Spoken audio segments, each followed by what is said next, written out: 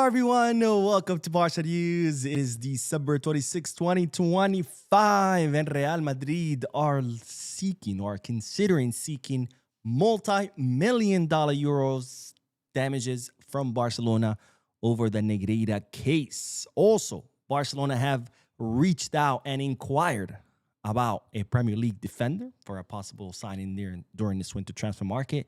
And finally, I do have an update regarding the supporters section. We have a lot to discuss, so let's begin.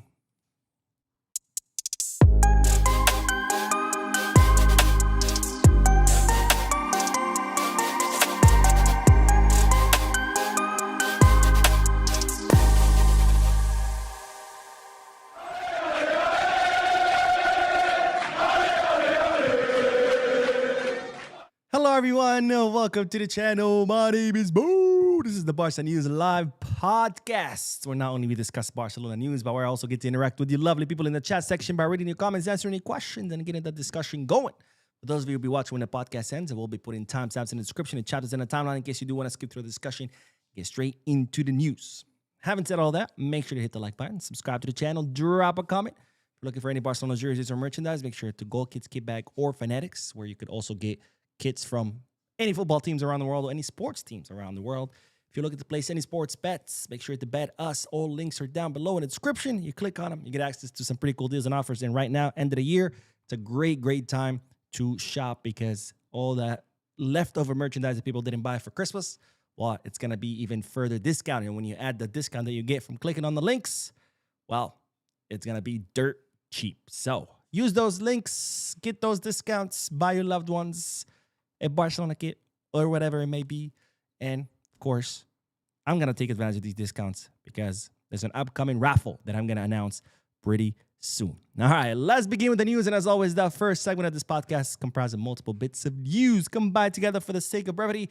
It's starting, of course, with something I had mentioned, which is that right now the players are off for the holidays. However, they are due back this upcoming Monday. Monday is when the players will return to the Ciudad Esportiva to begin training because there's a hectic schedule ahead. So a very well-deserved vacation. They'll be off 1 week by the time Monday rolls around. Very well-deserved vacation because if you look at the schedule, it's absolutely crazy. Now, let's review this schedule. I'll zoom in a little bit so you can see it better.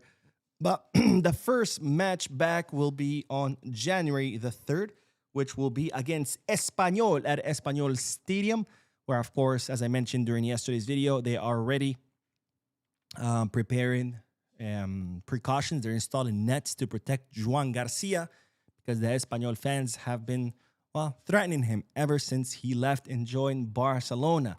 Now, 4 days later, Barcelona will be in Saudi Arabia to play the semifinal of the Spanish Super Cup against Athletic Club de Bilbao. On the 11th, 4 days after that, it will be the final of the Spanish Super Cup, where I think Barcelona will make it. I have no doubts that we will be in the final. Then, a week later, this is the first time, I think the only time where Barcelona go out an entire week with no matches. But it's going to be, I take that back. You know why?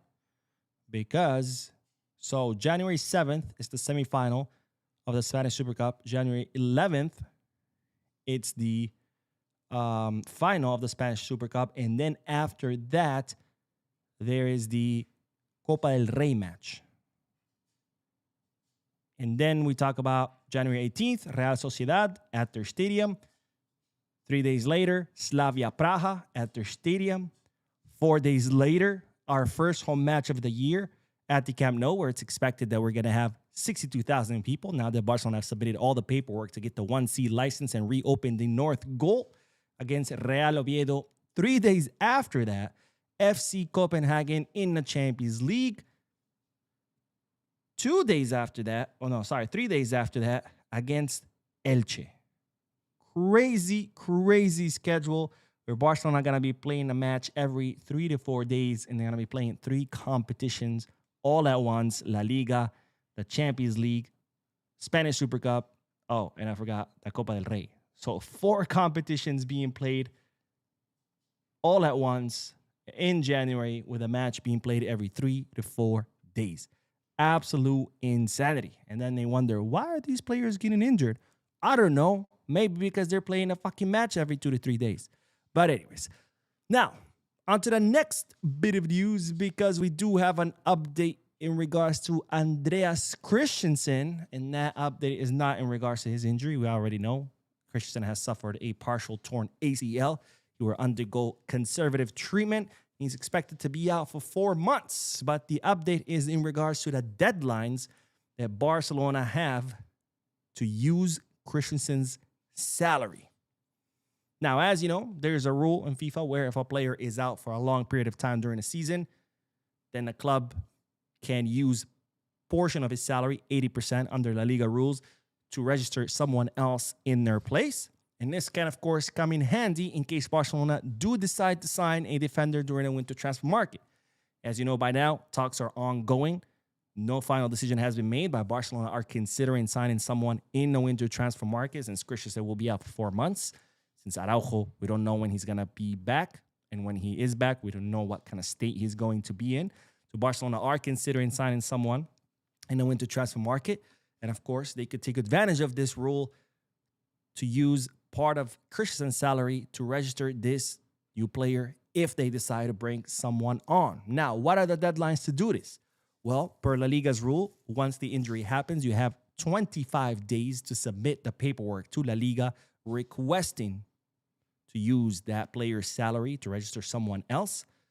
Given when Christensen was injured, that means the deadline for Barcelona is January 15th. So by January 15th, if Barcelona want to use Christensen's salary, they'll have to submit the paperwork by then. If they don't, they will not be able to use his salary. Now, it's usually 80% of the salary of the player that you can use, but that's adjusted based on when you request it or how far along you are in the season. Given that we're halfway through the season, most likely Barcelona are only going to be able to use 50 or 60% of Christensen's salary. How much is that? If it's 50%, it's 6.5 million. If it's 60%, it's 5.2 million, and that's gross, not net, because Christensen makes 13 million euros gross. In other words, 6.5 million euros net. So we could use, if it's 50%, again, 6.5 million euro gross, or 3.25 net, or 5.2 million euros gross, which is 2.65. So not a lot of money, but nonetheless, Barcelona will have until January 15th to request from La Liga to be able to use Christensen's salary. Now, once you officially request it, there's a 3-day wait where you have to submit all the medical paperwork to La Liga, to the board of doctors that they have. Those doctors review the paperwork, make sure that the injury is real. For people who like to say, oh, Christensen is faking an injury, the level of stupidity I come across sometimes, it's absolutely astounding. Do you think a player would actually be okay missing half a season so someone else can be registered in his place? Like, just fucking think before you talk. Not to mention that, again, you have to prove the injury. Okay, you have to submit medical paperwork to La Liga, and they have to review it. So that's a 3-day wait, assuming they don't request anything additional, or assuming they don't request their own medical examination of the player. And then if it's approved, if La Liga says, okay, good, you can use his salary, then you have 20 days to sign someone and register them in the place of Christensen. But given that the winter transfer market closes on February 2nd, that means Barcelona would have 2 weeks to find someone, negotiate, sign them, register them, etc., etc.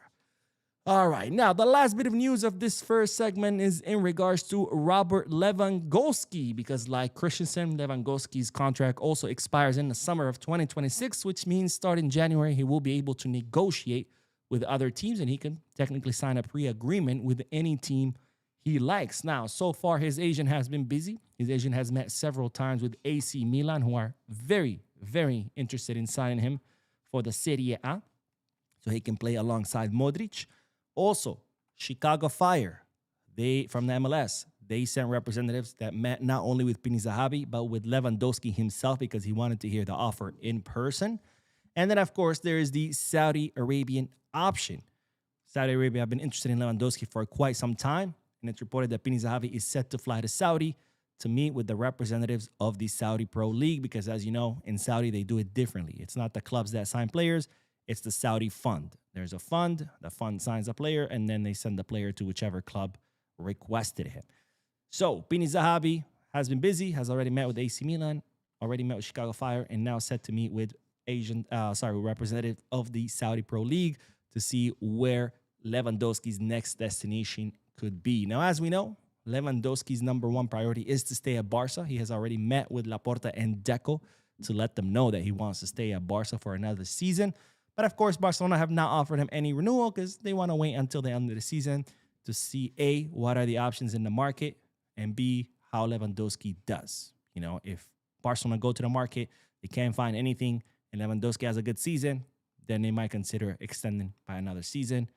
If they find better options, then they won't renew him, or if he doesn't do well, then they won't renew him, and then he will leave. So his priority is to stay, but of course, eventually, if he doesn't, he's going to have to choose. And right now, his choices are the Serie A, MLS, or Saudi Pro League.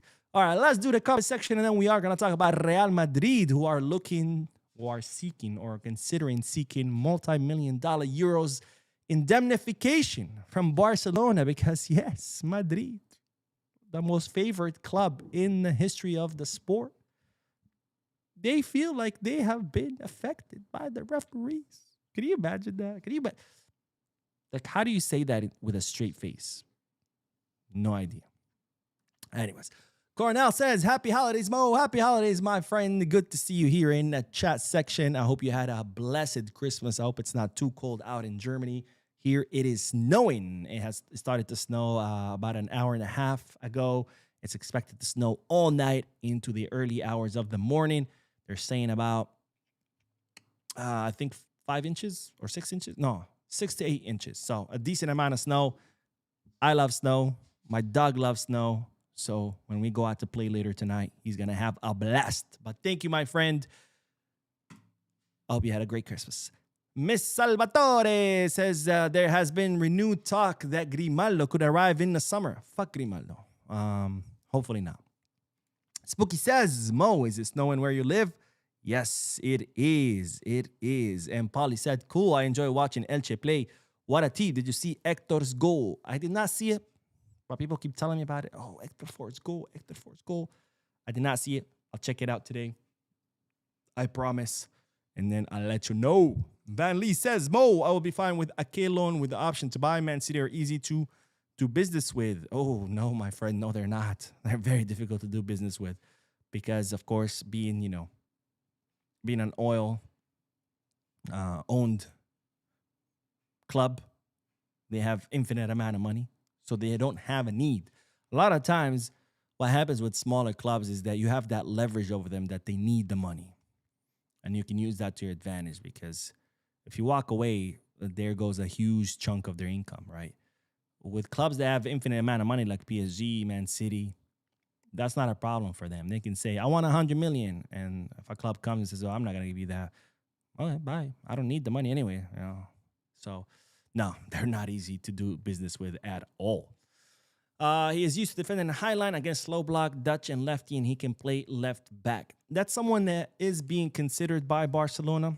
You know, I talked about this several days on the channel. I told you when the Ake had offered himself to Barca through his agents and through intermediaries.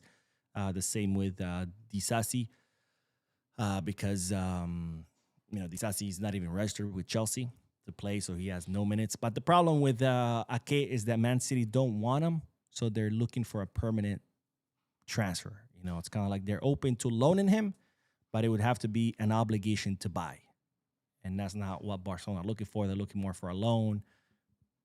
Maybe an option to buy, but not an obligation to buy because then you're stuck with the guy. And we don't need a 30-year-old center back for a long-term term signing, right? Leo Ford says, Bo, what's the news with Real? Can someone fill me in? I'm late to the pod. Don't worry, we haven't talked about it yet. So you're right on time, my friend. And David says that Araujo should leave. He's not made for Barca. You need balls for you to have Barca blood.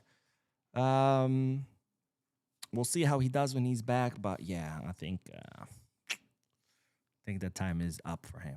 But who knows? Maybe that spiritual retreat will help him and he comes back and he becomes, Puyol 2.0. Even though I doubt it. But hey, if it does, okay, I'll take it. Oh, shit. Donation from Shin that I didn't see. What's up, Shin? Thank you for the donation, my friend. But Shin says, happy Friday, Mo. I'm just chilling on the back patio waiting for my wood fire to be ready to grill some Wagyu ribeye. Hell, let's go. Beer in my hand and more on my phone. Perfect Friday evening. If you ask me, sorry if I made anybody hungry. You made me hungry, my friend. But thank you so much for your generosity and for always supporting the channel. That Wagyu ribeye sounds absolutely amazing. And now I want some, but it's snowing, and I don't know if I want to go out in the snow. I did have some cereal right before I started the podcast. That was my ribeye in my awesome mug.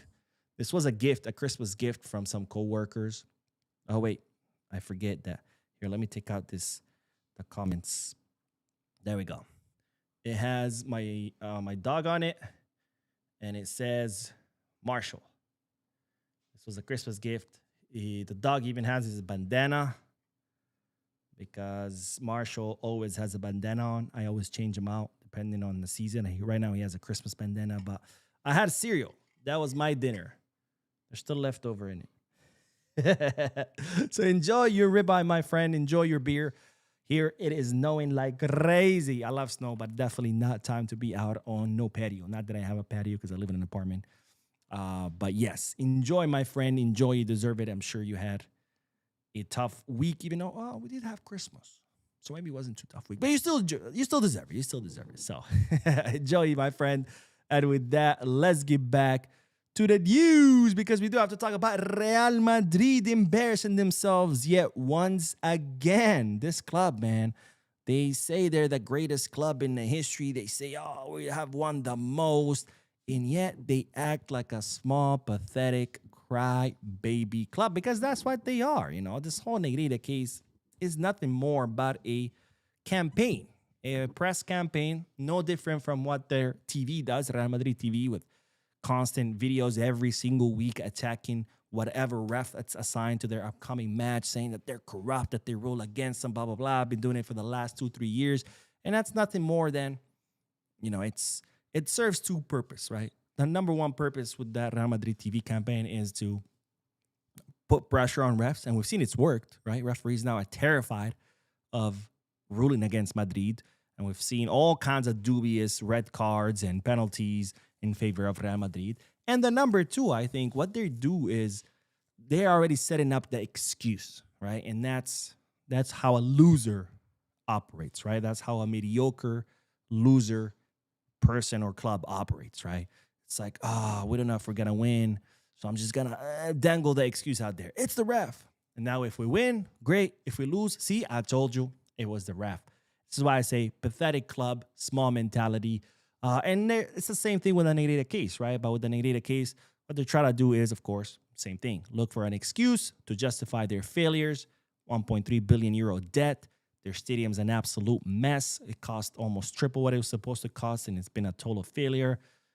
Their team is an absolute shambles despite spending 300 million in the summer. So this Negrita case, it's nothing but an excuse and nothing but a distraction. And today, of course, another distraction, another pathetic attempt to distract their fans and their socios or their members from the whole failure that Real Madrid currently is. Now, what's the new news? The new news is that Florentino Perez and Real Madrid are considering seeking a multi-million-dollar compensation from Barcelona regarding the Negrita case. Because Real Madrid, yes, Real Madrid, the club that has most been benefited by referees throughout all history of the sport. That's a fact, not an opinion. You can look at the numbers. But Real Madrid, the club that has benefited the most from refereeing errors all through history, the club that became the great club that it is, thanks to Franco's dictatorship, because before that, Madrid were nothing.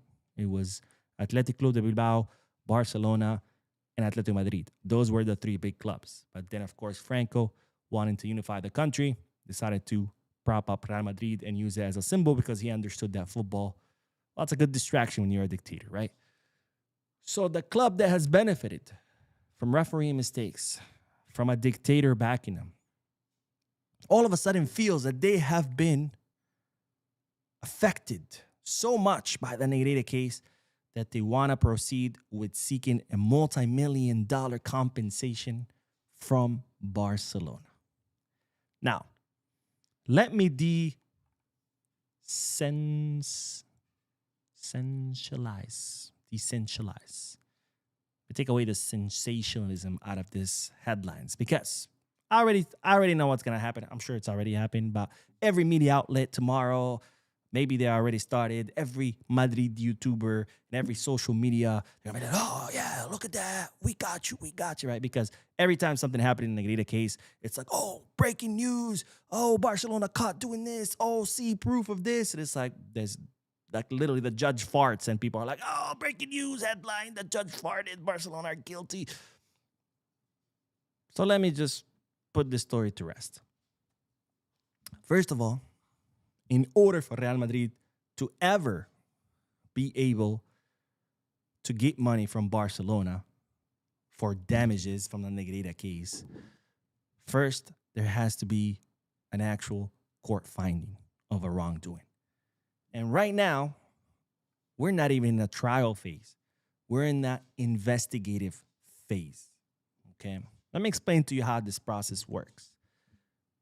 When you think something happened, a crime was committed in Spain, you bring it up to the court opens an investigation phase, okay? This is when the prosecutors, the police, investigators, they start interviewing people, they start subpoenaing documents, reviewing those documents, they start reviewing evidence. They try to see if there's enough evidence that a crime might have happened. Not that a crime happened, that a crime might have happened, okay? Once the investigation is over, if there's enough evidence that a crime might have happened, not that it happened, that it might have happened, then the case moves to the next phase, which is the trial phase, where the charges are officially declared and club gets indicted. There's an actual trial, discovery, blah, blah, blah. And you have to go through that trial. And then, if you're found guilty, then Real Madrid would be able to bring a case against Barcelona. And in that case, they would have to prove that they were indeed affected by this, how they were affected by this, and then they would have to prove what the damages are. Okay? That's a lot of steps to get there. Because right now, we are in the investigative phase, where right now, there's not even enough evidence that a crime might have happened, let alone that a crime actually happened. Just investigative phase. Not even enough evidence that something might have happened, let alone that something happened, let alone a trial, let alone a verdict, let alone Real Madrid winning a case, nothing, okay? So just to clarify, because I already see it, people will be like, oh, look, Real Madrid, breaking news, we got you, we're going to get money from you. No, because unfortunately, all this is nothing more but a press campaign. It's a circus. It's a media circus orchestrated by Florentino Perez to A, distract everybody from the total disaster that Real Madrid are, and B, to punish Barcelona for the simple fact that they left them hanging with the Super League project. Because just like I asked the last time, I'll ask again. And please, Madridistas who come here barking in the comment section, please answer me this question. If the Negreira case is truly happened and Barcelona truly bribed referees and Real Madrid were truly affected by that, and the only reason why Barcelona won those trophies was not that we were the best in Europe, was not that we had Messi and Iniesta and Xavi and Busquets and the greatest coach in the history of football, Pep Guardiola. It wasn't all of that. It was truly because Barcelona bribed referees. Why is it that it took Real Madrid 2 years and 9 months to finally start doing something? Because this case has been going on since March 2023. 2 years and 9 months. and Madrid hadn't done anything. And all of a sudden, Barcelona leave the Super League project, and Real Madrid all of a sudden they're negrita, negrita, negrita. Why is that? I mean, if they were truly affected, wouldn't you think Real Madrid would have been raising hell since day one? Why did they wait this long? Why? Because Florentino Perez knows that there's nothing there. There's nothing in the Negrita case. There's a reason why it's been 2 years and 9 months and they haven't found a single shred of evidence that Barcelona did anything wrong. There's absolutely nothing there. Florentino Perez knows it, but of course, he's using it as an excuse to excuse Real Madrid's failures back then when Barcelona were spanking them, and to excuse Real Madrid's failures right now as well, and to distract you, the Real Madrid idiot that comes here barking in my comment section, and like an idiot that you are, you're falling for it. So congratulations. You played yourself. Now, this comes, of course, on the back of Real Madrid requesting all kinds of paperwork from Barcelona, like the audit reports and minutes of meetings, et cetera, because they're looking to continue to extend this circus. They already managed it once, right? They got the court to extend the case and keep it open until March 1st of 2026. And now it looks like they want to delay it even more, because for as long as the Negrita case is open, that benefits Real Madrid, because again, you can just keep beating the same dead horse, keep using it as an excuse, and their idiotic fans eat it up with a spoon. All right, let's get back to the comment section, and then we are going to talk about the Premier League defender that Barcelona have reached out to that I mentioned several days ago. And now all of a sudden, everybody's like, breaking news. I'm like, fuck you guys. I literally talked about it 2 days ago or 3 days ago. Anyways, let me see. Where did we leave off? Shin says, the mug is adorable as hell. I love that mug. It was a gift last year, last Christmas. My coworkers got me that mug. I love it. It's not my favorite mug. My favorite mug is a Disney mug. It's, oh my God, what's that monster called? The green one from the movie Monsters that has one eye. What's his name? Mike Wazowski. Mike Wazowski. I have a mug. It's literally green and has the Mike Wazowski on it. And now is my favorite mug because, not that I'm a big fan of the movie. I've actually never seen the movie. But I love that mug because my little sister, when she was in high school, she was 17 years old. She went on her senior trip to Disneyland. And my mom had given her a little bit of allowance so she can buy herself, food, things like that. And she used most of that allowance to buy me that mug and to bring me back a gift, because she didn't want to go to Disneyland and come back without a gift. So that forever will be my favorite mug. I still have it. It has a little crack on it. I found it the other day. I almost lost my shit. I was like, who the fuck broke my mug? But it's my favorite mug. I've had that mug for, shit. She was 17, and now she's 26. 9 years.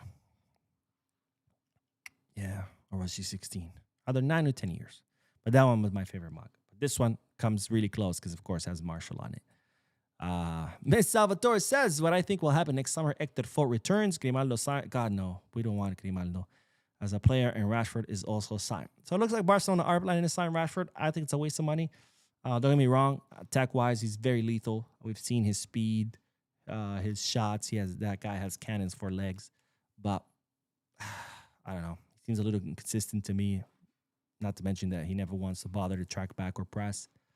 I don't know. It's to me 30 to 35 million euros for a sub, because that's what he's going to be. Marcos Rashford is not going to bench Rafinha, not at least at the current state that he is. If he picks it up, maybe, but still going to be very difficult because Coutinho's at a level that right now is unmatched. He's definitely not going to bench Lamine. So I don't know. 30 to 35 million for a sub, not to mention his salary. God knows how much it's going to be. It seems like a lot of money. Grimaldo, fuck Grimaldo. The guy went offered himself to Real Madrid after coming up through the Barca academy. We don't need people like that at the club. Hector Fort, hopefully he does return much better, grown, ready to compete with Koundé. And yeah. Shin says, unfortunately got them for Christmas, but the wife was sick, so we doing it tonight. Better late than ever. Oh, it's never late to have steaks. Never late to have steaks. But bon appetit, my friend. And Shin says, Madrid live and thrive on fake news and favors since the dawn of time. So I'm really not surprised. However, as always, I enjoy the salty Madrid tears of entitlement. Yeah, 100%. Imagine like being Madrid and actually thinking that you were affected by the refs. Like, bro, just the other day when they played against, was it Sevilla? 3 penalties in 10 minutes. I mean, you don't even have to go through history. Just go to the most recent match. And it doesn't matter when I say this. When La Liga resumes, you can watch this and still go to their more recent match, and then you're going to find something dubious with the refereeing. I mean, it's crazy. Ms. Salvatore says the judge cannot accept it because in the Spanish crime of sports corruption, the club that committed the crime must be restituted since the club's accounts were used to commit a crime. And Leo Ford says, I'm convinced they are trying to hide something because I believe they are deflecting. They're not hiding something. They're just trying to distract. It's like, oh, Real Madrid were 7 points ahead of Barca, and now they are 4 points behind Barca. Oh, no, Negrita, hold on. Negrita. That's what they're trying to do.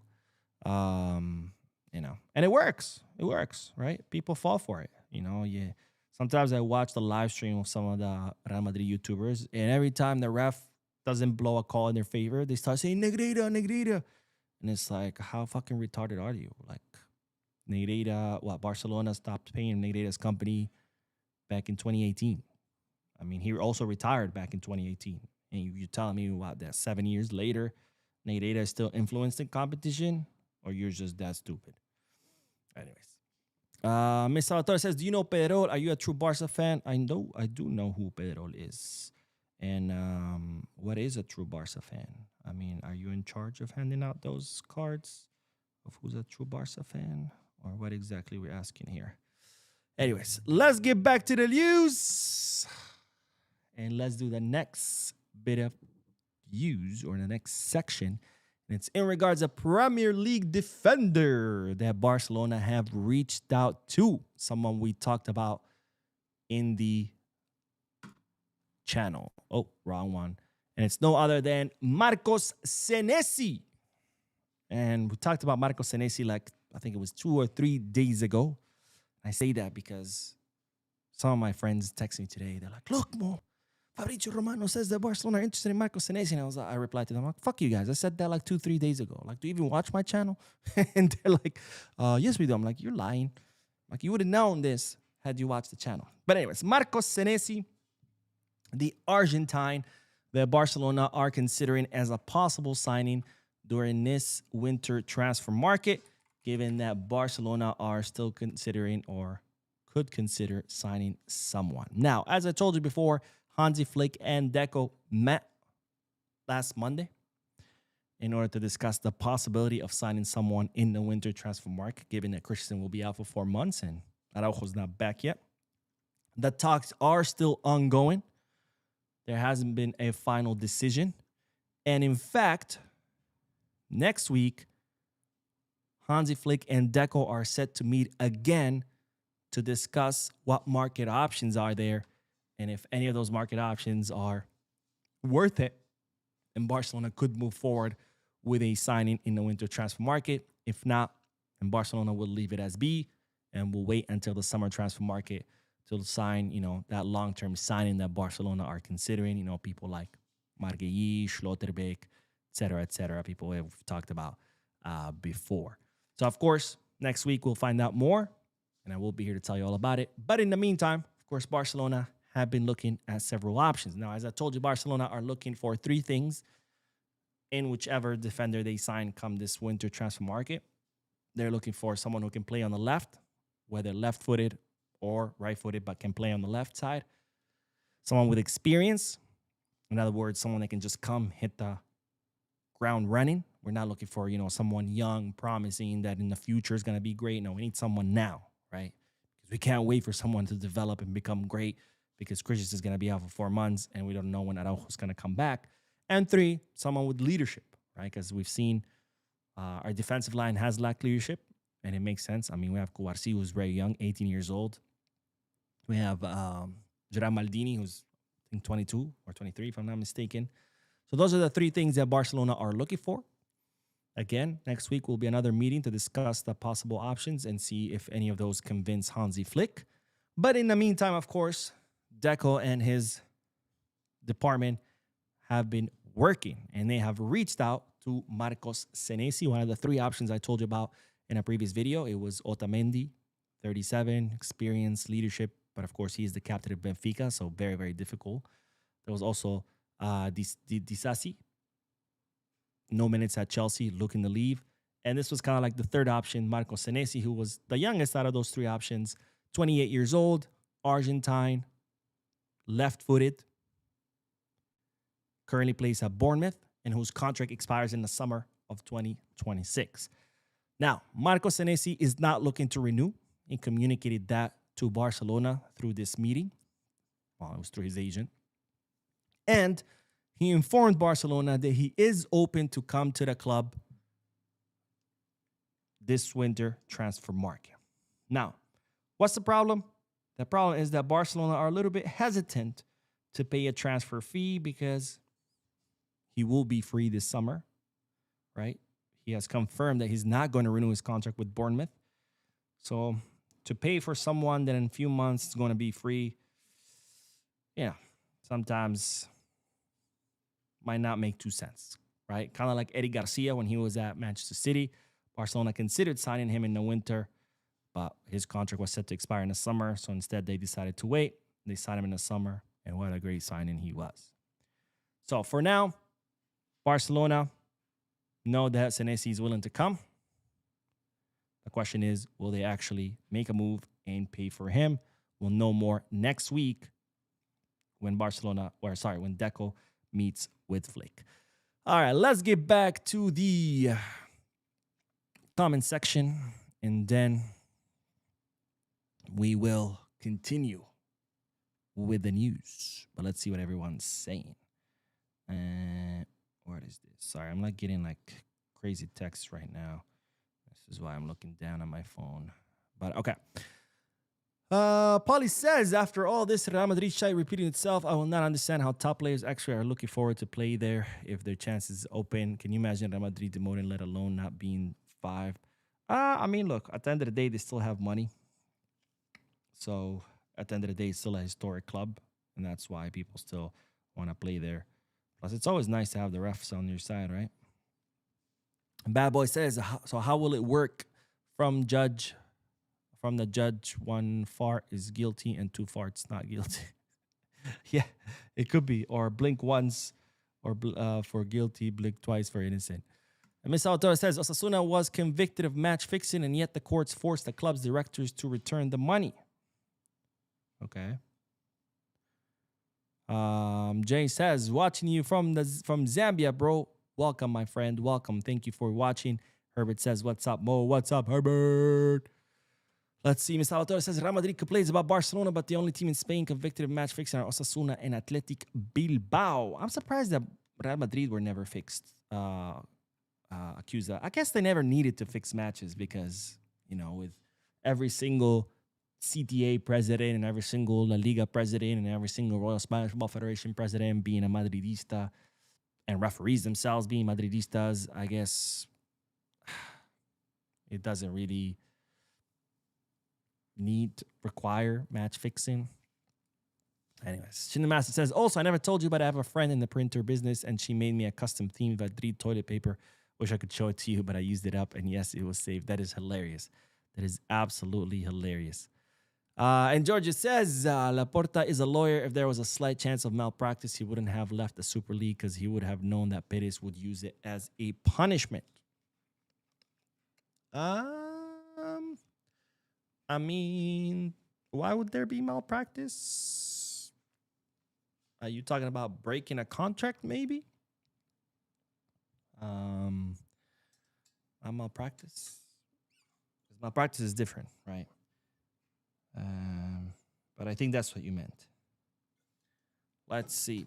Calvin says, hi, Mo, enjoying the live podcasts in a long time and unable to catch live podcasts due to time difference between Zambia and the U.S. Right now, it's 3:38 a.m. Whew, that is early. Don't worry now, I always watch them later. Well, thank you, my friend. And yes, go to sleep. Go to sleep. You can always watch this later. Sleep is very important. Java the Hut says, there's reports that Barca want to keep Rashford. Yes, I talked about that in yesterday's video. Barcelona have already started to work on a plan to sign Rashford. I think so too, by the way. I think it's a waste of money too. Let's see. Calvin says Madrid are a bunch of jokers or a batch of jokers. Why didn't they bring up this issue when they dominated La Liga in the recent past? Cry more Madridistas. Because, of course, they always need an excuse. When they're winning, everything's great. Everything's legal. Refs are fair. When they're losing, all of a sudden it's like, oh, it's the refs, it's the refs. It's the same theme as always, When Ronaldo used to win the Ballon d'Or, hey, look at him, he's the greatest for winning the Ballon d'Or. When Messi would win it, all of a sudden it's rigged, right? When Messi wins the World Cup with Argentina, all of a sudden the World Cup is rigged.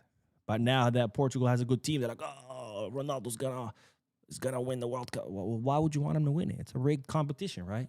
It's worthless. It doesn't mean anything. So why would you want him to win it? It's the same story as always. I think what we have here is we have, unfortunately, and I don't know if this is just this generation or this has been going on for a while, but fortunately, social media has brought it forward to the light. I think what we have is we have a lot of people, unfortunately, out there who have never been taught by their parents how to deal with life's ups and downs, how to deal with defeat, with how to deal with things that you don't like, right? They were never taught, like, hey, in life, it's not always going to go your way. In fact, you're probably going to lose a lot more than you win. And when you do lose, you need to learn how to deal with that. And a lot of these people have not been taught that. This is the whole, oh, I didn't get an F on my test because I didn't study. I got an F because, oh, my teacher hates me, right? I didn't get fired from my job because I'm a shitty employee. No, I got fired because my manager is an asshole.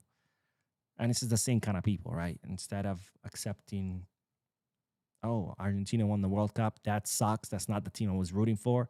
No, it's rigged, right? Oh, Messi won the Ballon d'Or. That sucks. I hate that because I prefer that Penaldo wins. No, it's rigged. And the same thing here.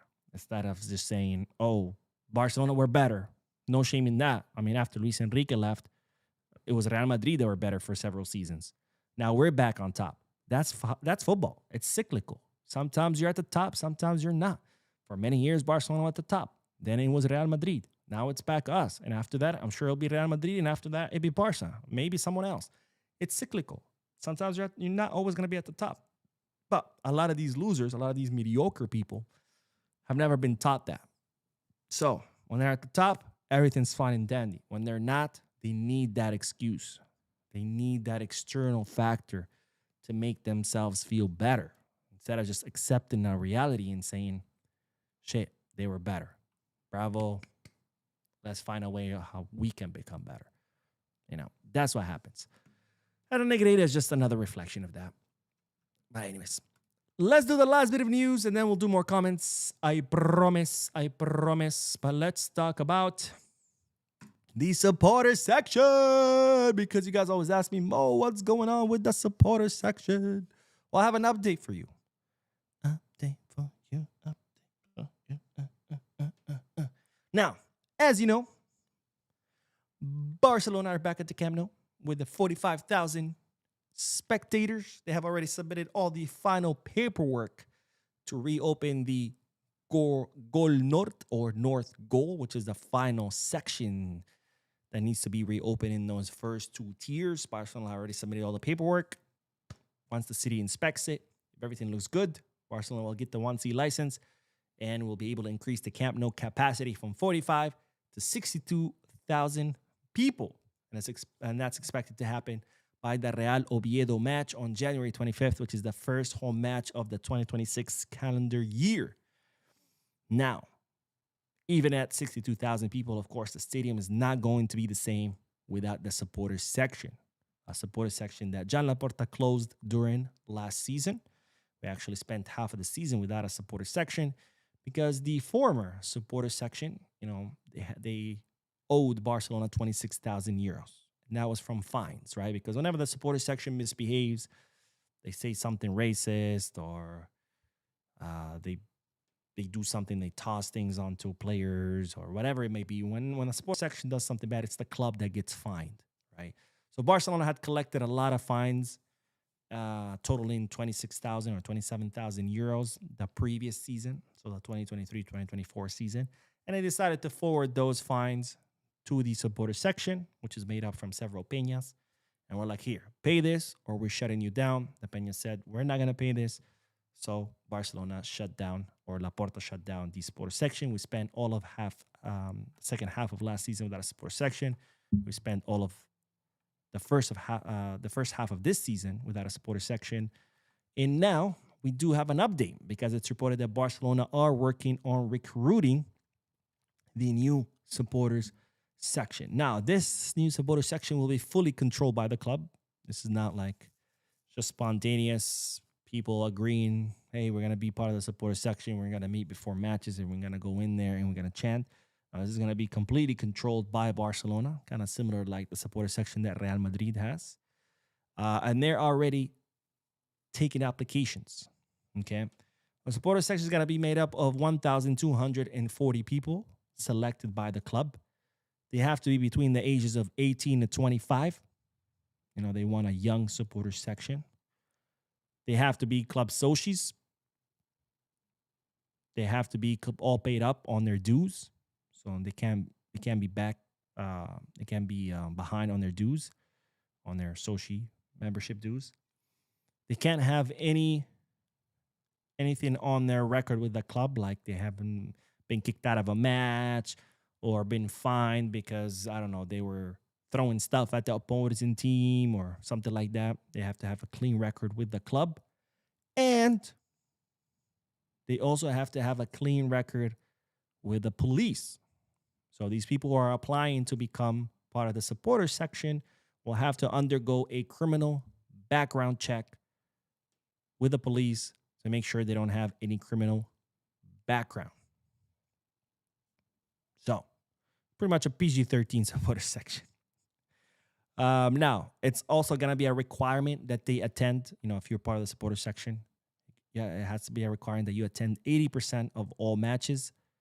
Otherwise, you could be kicked out. So, that's what's going on. Barcelona currently reviewing applications. I don't know how much big of a fan I am of this, you know, cookie cutter supporter section, hand-picked supporter section by the club. But hey, if we can get a group of people in the stadium chanting, singing, making a great atmosphere for the team and making it difficult for the opposing team, I'm all for it.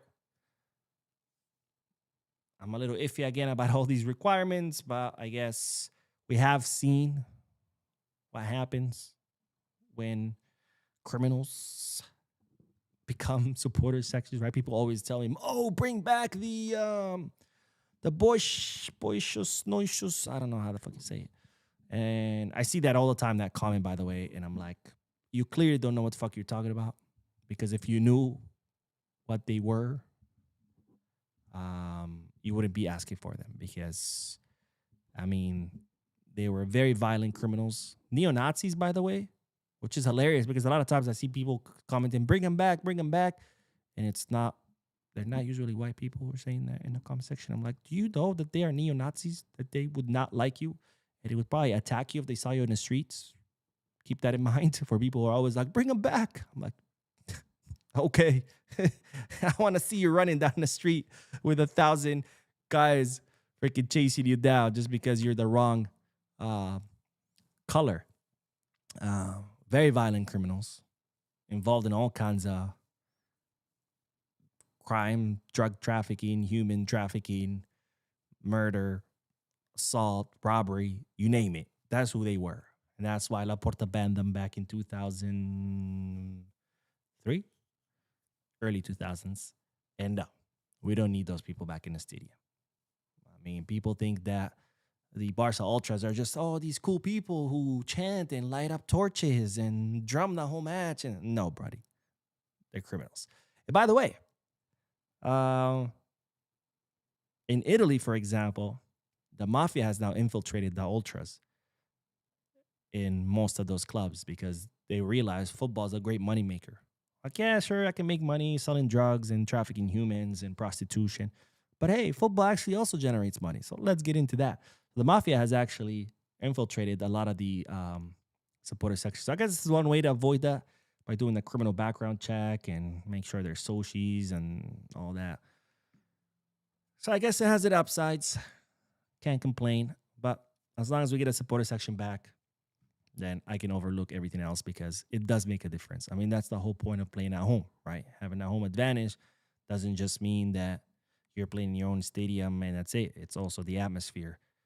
Because that atmosphere, when the whole stadium is chanting and singing the whole match, that motivates the players and, of course, puts pressure on the opposing team. But anyways, so let's see. Let's do more comments. We do have a donation from Shin. Another donation. Thank you so much, my friend, for your generosity. But Shin says, also, I still haven't worn the kit I won that you sent simply because I haven't been available for a match to wear. I always wear the same kit the team wears on match day, but I will share a picture of it on Discord soon. All right. For those of you who don't know, on Saturdays, I do the MoCast, which is a podcast for channel members only. If you want to be able to watch that, you can become a member and you can watch those podcasts. And I always do raffles on the channel. You know, I raffle kits. I raffle the plushie most recently. And I did a raffle for channel members only. And Shin was the winner. He won the third kit with Pedri, right? It was Pedri's name on it. So that's what he's talking about. But yeah, man, let me see. I think Barcelona are playing, I'm guessing, because usually they wear it for Champions League matches. They're playing against Slavia Praha on Wednesday, the 21st. So maybe then, or maybe against FC Copenhagen. I don't know, but FC Copenhagen is at home. I'll take that back. So maybe against Slavia Praha on January 21st. Maybe that's when Barcelona will wear their third kit. Maybe then you can wear it. But yeah, we're going to have you on the channel again. During the MoCast, I did a couple of interviews where I invited channel members to hop on the channel and just we can talk about Barcelona live. That happened on the MoCast. I haven't done it in a while. Nobody else volunteered, only Shin and Jorge. They're the only ones who volunteered. But if you're a new member and you want to be a guest on the channel on the MoCast, shoot me a message through Discord. And again, for those of you who want to watch the MoCast, or maybe you're not a member yet and want to be a guest on the MoCast, you can do so by becoming a member. Pisca Michael says, yo, Mo, will you ever do a meet and greet? I got to have a pick with the best Barca report in the world. Well, thank you, my friend. I would love to do a meet and greet. I don't know how that would work, though, because, you know, there's so many people on the channel from different parts of the world. And even in the U.S., there's so many people, you know, from all over the U.S. So I don't know how that would work and people would actually show up. But I would love to do a meet and greet. I actually, this was last season. I think it was the Spanish Super Cup final when we beat Madrid 5-2. But it was Negreira, remember? It was Negreira. That's why we won 5-2.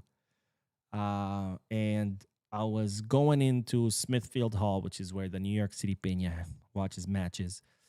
And someone says, Mo, you're late. And I was like, you know, because I'm always late, by the way. That's a trademark. And I turn around and I was like, who is it? And then it was a channel subscriber, really cool guy. We met, we talked, and he was like, can I take a picture with you? Because my son also watches your channel, and I want to show him that I met you. I was like, of course. And that was a really cool moment because it was the first time. Well, actually, it was the second time that I had met a subscriber. The first time, and this was so random, and I still think about this because it was crazy how it happened. First time I ever met a subscriber was I was in Barcelona. This was 2 years ago.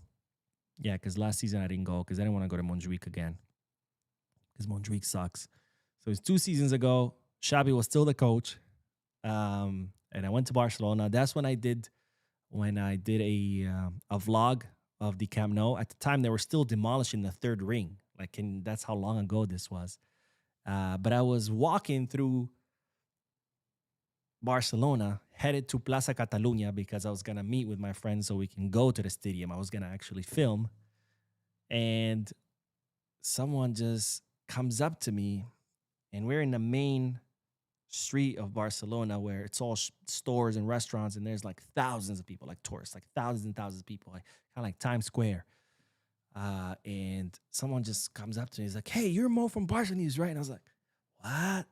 That was crazy because, I mean, it was in Barcelona out of all places. He was from England, and in a sea of thousands of people. So that was really cool. That was the first time I ever met a subscriber. But I would love to do a meet and greet. I just don't know how many people would show up since, people are all over the world. Let me see. I'm going to tell you here. Dun, dun. Let's see. Okay. So, according to my YouTube analytics, 15.5% of subscribers are from the US. 15. That's 1.5. In second place is Nigeria with 8%. Third place is South Africa with 5.4%. Then comes India with 5%. Then Ghana, then the UK, then Canada, then Trinidad and Tobago, then Liberia. That's kind of like the top 10. See, it's like random, right? You have so many African nations, but you also have India, you also have the UK, and you have US and Canada, and even the Caribbean. So it's just like, I don't know how that would work, but I would love a meet and greet. Maybe we'll think about it. Maybe we'll think about it and think about how we can do it. David says, what about all the crimes Franco committed against Catalans? Let's get restitution for that then. Yeah. I mean, I think part of it was, and this happens all the time, whenever a dictator is removed, whenever a new government comes in, usually the first thing they do is like, so the country can heal. And it's like they do like an amnesty where they forgive in order to heal the country and it can move on. It's like, fuck that. If there was a dictator and I just helped overthrow him and I'm part of the new government, I'm like, execute all of them. But that's usually how it just happens. Edward says, do you think for Rashi, what constitutes pressing is running to within 3 feet and letting the pass go by because he wants to be in position ready to break and tackle, or shoulder barges are not? I mean, look, that's the whole point of pressing, right? You got to be able to do both. You have to be able to try run back and press, and then if the team gets back the ball, run back into position, right? It takes a lot of energy, takes a lot of effort. It's difficult to do. It's a lot easier said than done. But it is FC Barcelona, and it's not going to be easy. If you want to make the millions, remember, Barcelona players don't just make millions in salary and bonuses and variables. They make millions from other things too, just because they're Barcelona players, right? Every company in the world all of a sudden wants to do an ad with you, or wants you to post them on your, and they'll pay you a shitload of money to do it just because you're a Barcelona player. So not only do these players make millions from the club in salary, but they also make millions from marketing, from brand deals, all because they're linked to Barca, because it's the biggest brand, one of the biggest brands in sports.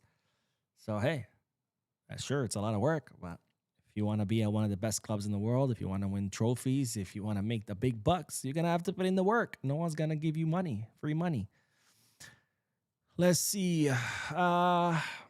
Dervin says, hey, Mo, hope you had a happy Christmas. Lots of blessings from Jamaica, my favorite YouTuber. We're ready for better things in 2025. Bizka Barça. Thank you, my friend. Yes, ready for a better year. And, I hear that Jamaica was affected by Hurricane, I forgot her name.